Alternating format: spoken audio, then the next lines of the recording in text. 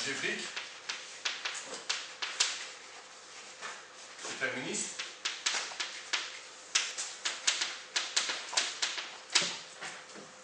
Et entre autres, nous avons parlé, la fin de toutes ces discussions, c'était la notion de régularisation.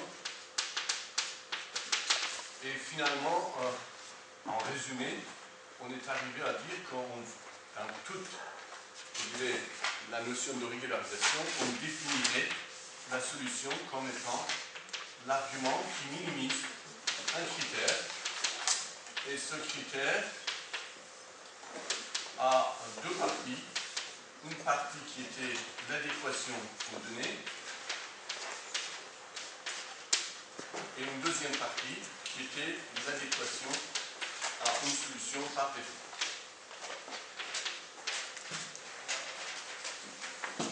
Les questions qui restaient, c'était comment choisir choix de lambda, choix de bêta et bêta 2, et choix de lambda, détermination du lambda optimal.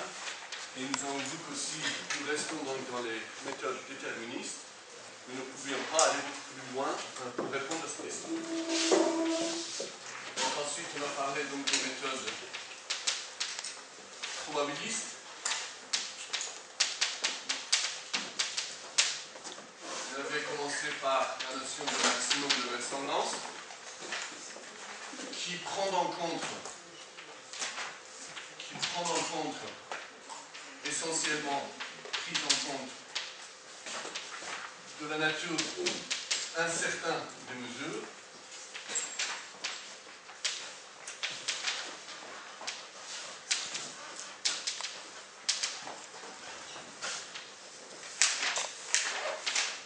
des données.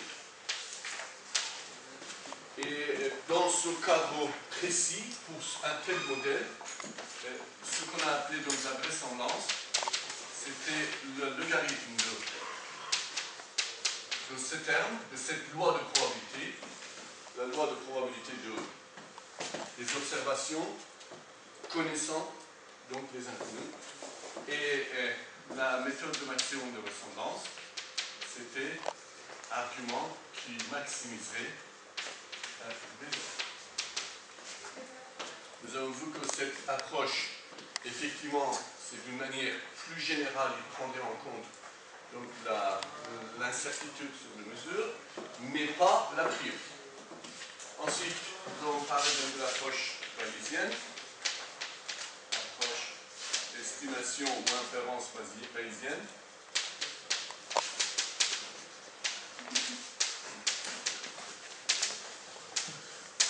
Où, en plus de termes de vraisemblance, on définissait donc l'a priori, on appliquait la règle de Bayes et on obtenait donc ce qu'on a appelé l'a posteriori. Et ensuite, l'idée était inférer sur F, sur l'inconnu F, en utilisant cette loi a posteriori.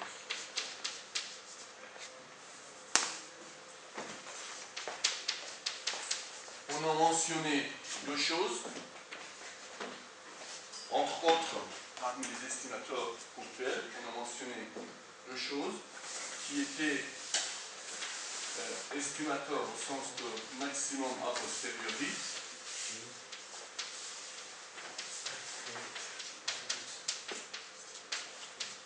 Et l'estimateur au sens de l'espérance a posteriori,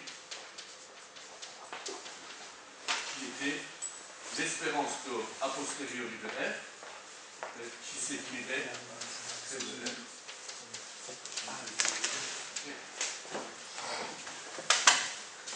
alors,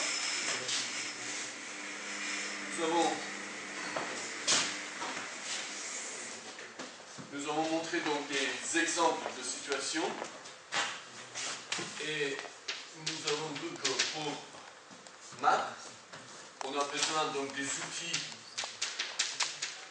d'optimisation Et pour espérance a posteriori, on a besoin donc des outils d'intégration.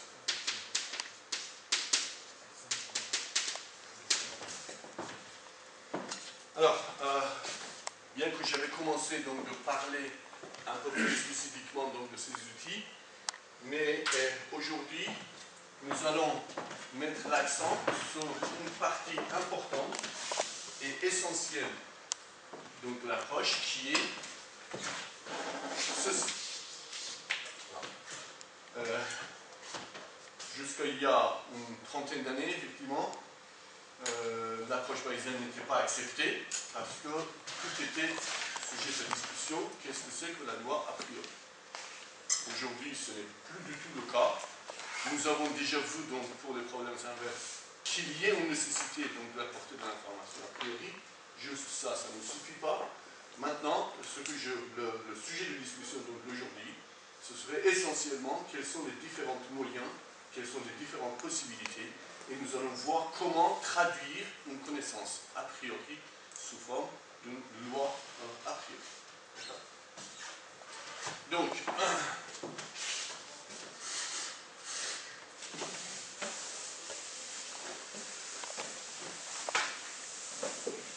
ensuite, nous verrons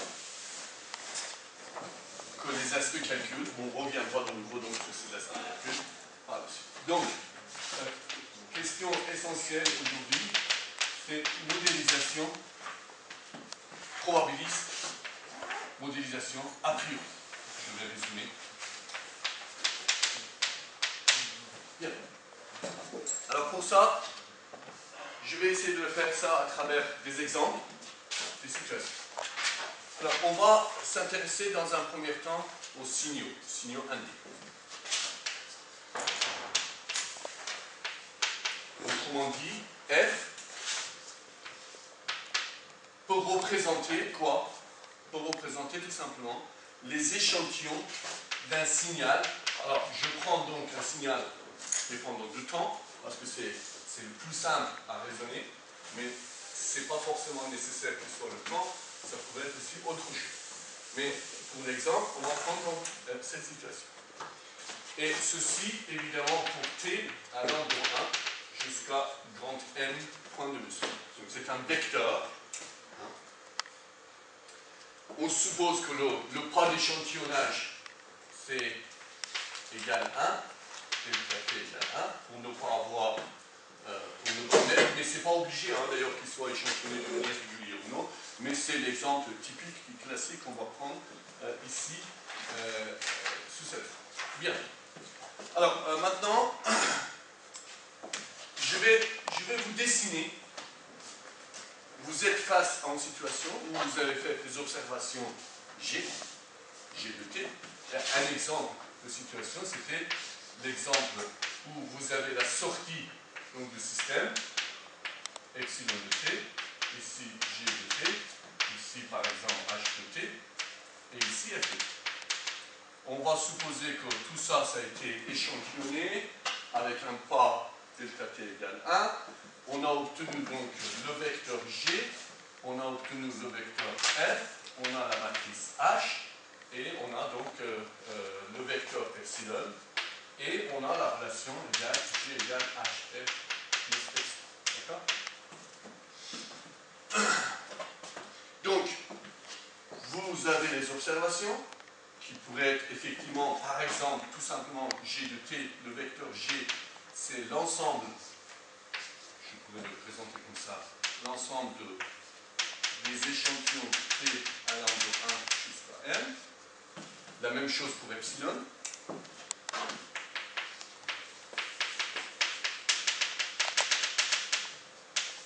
Et la même chose pour F. Donc, alors F ici, c'est pas forcé qu'il soit la même dimension.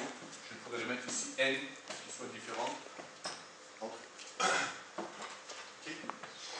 Alors, vous avez la sortie de l'instrument, vous connaissez donc votre instrument, les caractéristiques de votre instrument, et vous cherchez à proposer une méthode pour trouver F.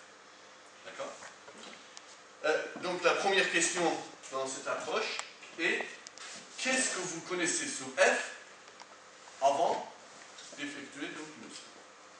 Bon, je vais commencer par une situation, je dirais, que je ne sais pas grand-chose. Je ne sais pas grand-chose. Ou en tout cas, ce n'est pas très facile. Alors, quand je dis je ne sais pas grand-chose, ça veut dire que ce n'est pas très facile pour moi de le modéliser. Parce que si je savais quelque chose, j'arriverais à le modéliser. Donc, quand on dit je ne sais pas grand-chose, ça veut dire que je ne peux pas mathématiquement le modéliser. Alors, mais ça veut dire quoi? Ça veut dire que voilà. Bon, je vais vous prendre un exemple. F de t comme ça. Et ici, F de t. Évidemment, c'est un signal échantillonné. Donc, voilà. Ben, imaginons la situation comme ça. Vous dites, écoutez, je ne sais pas grand-chose. C'est comme ça. Alors, c'est comme ça, c'est encore en fait, on est en train de ça. On a quand même quelque chose. Par exemple, très souvent, on suppose que le signal est centré. La moyenne est quelle sera? En tout cas, très souvent, on ne s'intéresse pas à la valeur moyenne. Ce qui nous intéresse souvent, c'est la variation. Donc, ben, imaginez que f est centré. Alors, je vais mettre le vecteur f, ou bien je vais mettre les éléments fj. Bon, les éléments fj, quand je dessine ici comme ça un petit peu au hasard, ça veut dire quoi? Ça veut dire que si je prends un autre morceau, si je recommence l'expérience, je vais avoir ça. Si je recommence l'expérience, je vais avoir quelque chose qui ressemble à ça. Ça veut dire quoi? Ressembler à ça, ça veut dire quoi? Ça veut dire qu'à un instant donné, si je regarde, si je me limite ici à l'instant t, les valeurs que je peux obtenir, c'est une variable aléatoire. Je peux le modéliser par une variable aléatoire, parce qu'à un instant donné, avant d'avoir fait une mesure, je ne sais pas grand-chose. Donc fj est une variable. On le modélise comme étant une variable aléatoire, et on va supposer que espérance de fj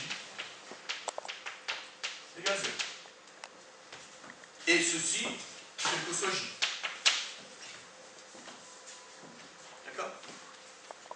Alors, d'autre part, vous dites, bon, écoutez, ce signal-là que je suis en train de mesurer, c'est une quantité physique. Si c'est une quantité physique, son énergie ne peut pas être infinie. Donc, vous dites, ben, je saurai quelque chose, autrement dit, en moyenne, espérance de fj au carré est finie.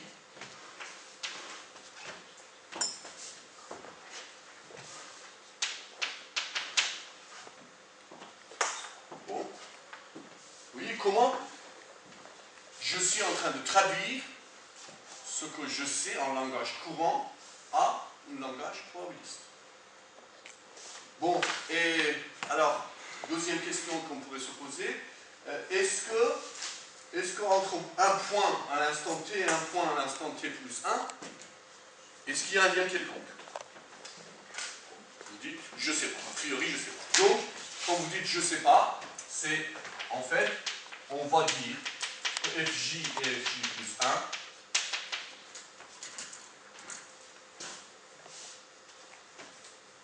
ça veut dire fj et fj plus 1, c'est pas comme ça. Dans le cas où l'espérance est égale à 0, oui, c'est exactement le cas. Donc, autrement dit, indépendance. Je vais l'écrire sous forme plutôt fj et fj plus 1, indépendance. Bon, je veux vous poser la question, est-ce que vous savez quelque chose d'autre? Pour l'instant, vous dites non, je ne sais pas grand-chose d'autre. Ok?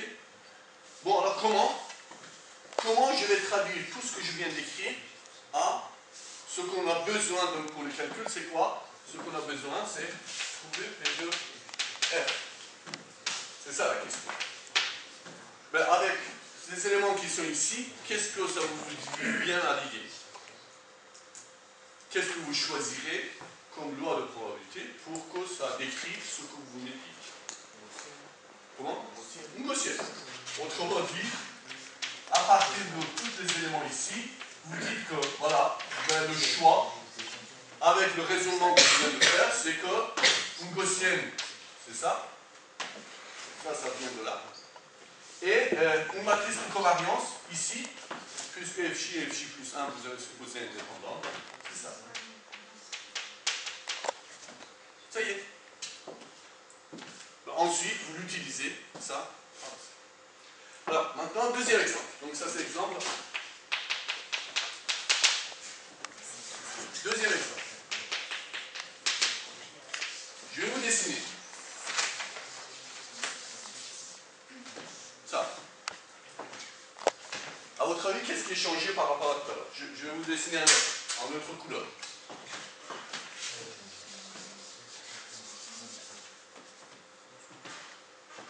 Oui, extrait. Vous avez vu que je n'ai pas dessiné quelque chose de particulier, j'ai dit que ça ressemble à ça. Qu'est-ce que ça, à votre avis, qu'est-ce qui est changé par rapport à tout à l'heure? Comment? L'échelle de temps, ou bien on pourrait dire, supposons que c'est la même échelle.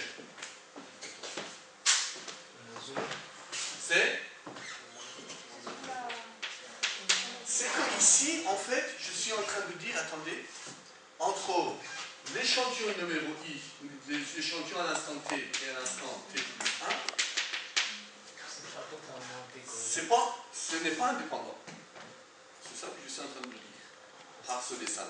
Autrement dit, ça d'accord, mais ça, non. Et donc tout de suite, vous dites, bon, ok, je vais choisir ça, une gaussienne, avec, voilà, avec la moyenne égale 0, ici, sigma f carré, mais, ou bien ici, une matrice de covariance, dont les éléments qui n'est plus, vous pouvez sortir toujours quand même un sigma f carré, et ici, vous pouvez dire une matrice de covariance dont les éléments non diagonaux ne sont pas égaux à 0. Alors, maintenant, il faudra que vous alliez plus loin. Donc maintenant, il faudra que vous précisiez quelle est la corrélation. Comment peut-on mesurer donc la corrélation? Oui? Comment vous voyez qu'il y a une corrélation entre les deux signaux? Pourquoi? C'est que si je connais la valeur ici, est-ce que la valeur qui est ici peut être n'importe quelle valeur? Non. Ça varie lentement. Par contre, ici, comme j'ai dessiné, connaître la valeur à cet instant-là, connaissant sur la valeur à l'instant t plus 1, je n'ai pas supposé qu'il y a un lien. Vous voyez, je veux bien que vous compreniez donc cette argumentation qui est très importante. Et donc, alors, à partir du moment où je dis, par exemple, ce signal-là, c'est la variation d'une quantité physique comme tout à l'heure, mais c'est la variation de la température à l'intérieur d'une pièce. Mais la variation de la température à l'intérieur d'une pièce, ça ne peut pas être complètement. Oui, tout à l'heure, j'ai dit une quantité physique sans préciser quoi. Ici, j'ai dit une quantité physique, et cette quantité physique, c'est la variation de la température. Ça ne peut pas être si. Donc, il y a une corrélation. Et cette corrélation-là, je dois le décrire dans. Alors après, vous allez me dire, ben alors comment mesurer donc cette corrélation? Mais ça fait partie donc de l'information a priori. Il faut que vous puissiez dire, bon, d'accord, vous dites c'est corrélé, mais là, vous retournez en physique. Vous dites, alors attendez, je suis en train de mesurer la variation de la température à l'intérieur d'une pièce, je vais écrire les équations de c'est quoi cette pièce est remplie de l'air ou de l'eau ou de n'importe quelle quantité, quelque chose, et je vais pouvoir étudier, enfin, vous essayez, à partir d'une connaissance de physique du problème par exemple, si c'est physique, si c'est autre chose, apporter et de dire quel est par exemple le rho, coefficient de corrélation. Voilà. Alors, je vais prendre maintenant le troisième exemple. Et je vais vous dessiner de nouveau donc un signal. Cette fois-ci, l'exemple que je vais vous dessiner, vous allez voir, c'est toujours un signal que je vais dessiner.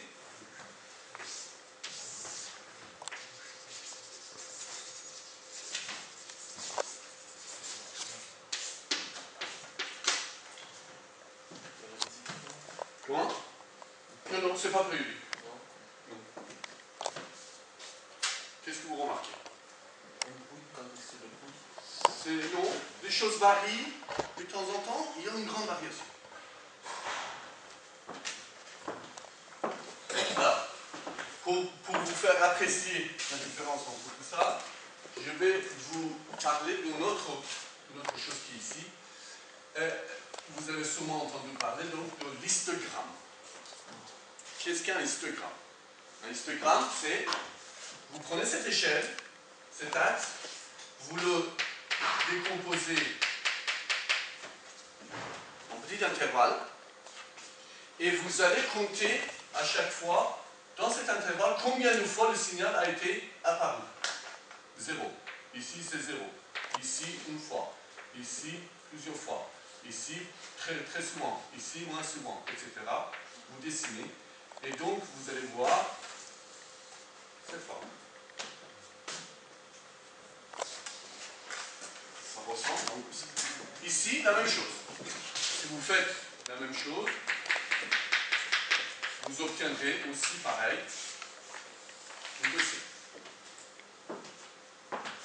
Les nombres sont moins, mais si vous regardez la forme, c'est gaussien. Mais par contre, ici, qu'est-ce que vous obtenez?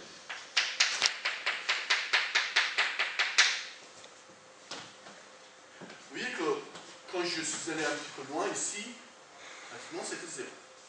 Tandis que ici, même ici, là, à cet endroit-là par exemple, il y a plusieurs fois.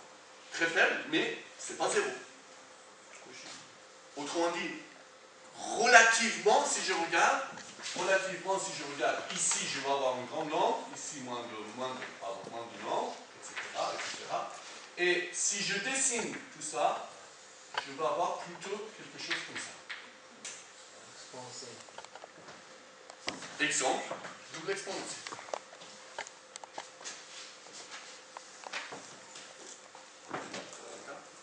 Alors, on va décrire les choses aussi un petit peu différemment pour pouvoir comparer ces différentes choses. Et je peux écrire ici P de F, qui est une gaussienne, je vais le développer. Ça va être quelque chose en constante près de l'exponentielle de moins 1 sur 2 sigma f au carré, la norme de f au carré. Vous êtes d'accord? Cette écriture-là, je vais pouvoir l'écrire ici, comme ça. Ou que je peux écrire encore comme ça. Je peux encore écrire.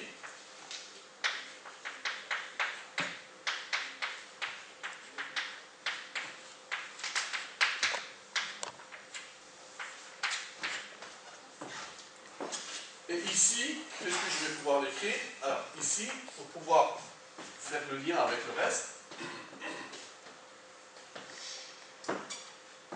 ici, je vais faire l'hypothèse que sigma 0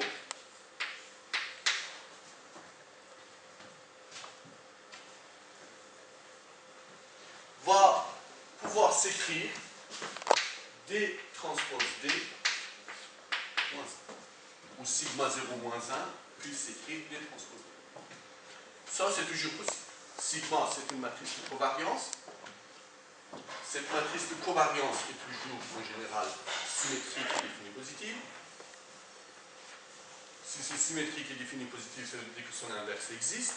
Donc sigma 0 moins 1 existe. Et sigma 0 moins 1, je peux toujours le décomposer, factorisation de Cholesky, en D transpose D. Oui? J'ai une question. Oui. Pour les cas de D, est-ce qu'on peut coller les modèles Armand pour avoir une... On va revenir. Donc pour l'instant, on continue sur le 1D, on va revenir sur le cas de D. Tout à l'heure. On va faire ça? Oui, on va revenir tout à l'heure. On va revenir tout à l'heure. Donc, voilà. Alors, à partir de là, qu'est-ce que je pourrais dire? Je pourrais dire que P de F, ça s'écrit aussi exponentielle de moins 1 demi 2.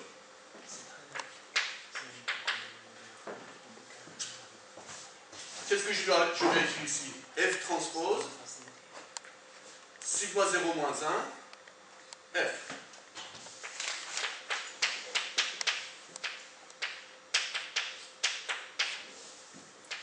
Et sigma 0 moins 1, c'est D transpose D.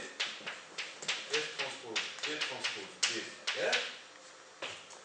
Que je vais pouvoir l'écrire finalement, proportionnel à exponentielle de df au carré.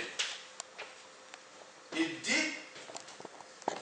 je vais prendre un exemple de situation. D étant une matrice. Alors ça c'est effectivement, ça pourrait être un cas. D étant une matrice qui va être égale à comme ça.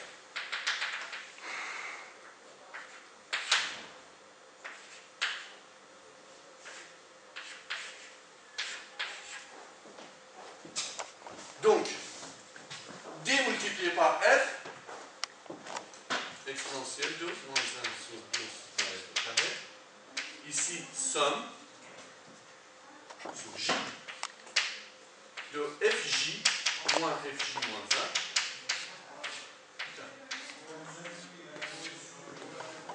1 avec le D qui est là, à juste à un point près.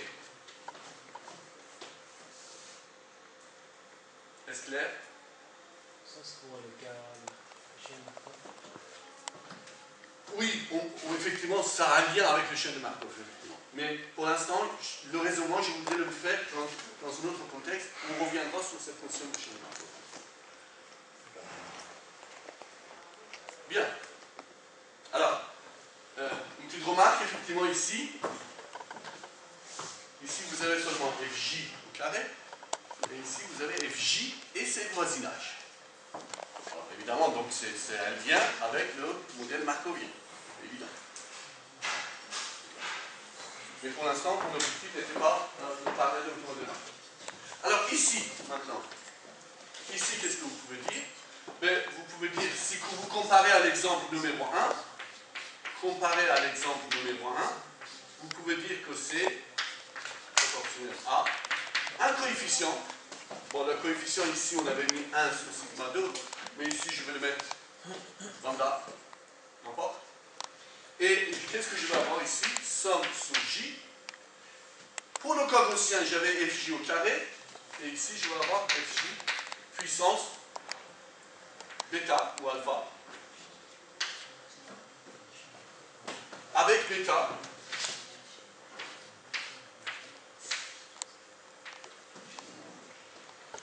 Donc, c'est ce qu'on appelle, premier cas, gaussien séparable, deuxième cas, gaussien markovien, troisième cas, que je viens de vous donner, c'est gaussien généralisé.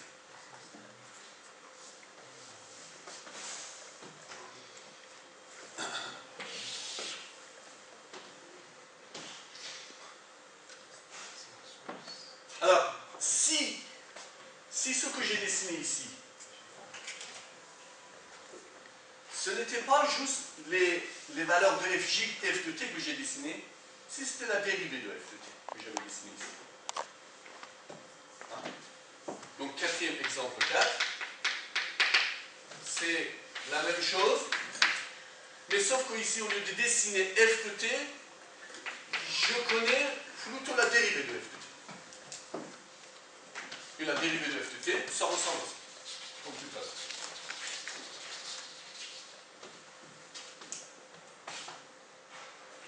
Voilà, qu'est-ce que ça changerait par rapport à tout à l'heure? Vous aurez ici proportionnel à exponentielle 2 moins lambda, somme. Et ici, vous devez mettre la dérivée. Et la dérivée,